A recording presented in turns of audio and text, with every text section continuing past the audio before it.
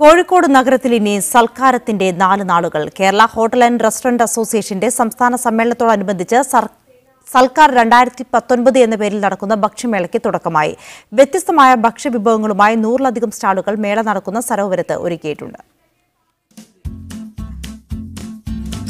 നല്ല അസൽ തന്തൂരി ചായ, പിന്നെന്തു പറയാനാ കോഴിക്കോട്ട് ഒരു ഭക്ഷ്യമേള നടക്കുമ്പോൾ, അതും ഹോട്ടൽ ആൻഡ് റെസ്റ്റോറന്റ് അസോസിയേഷന്റെ മേള.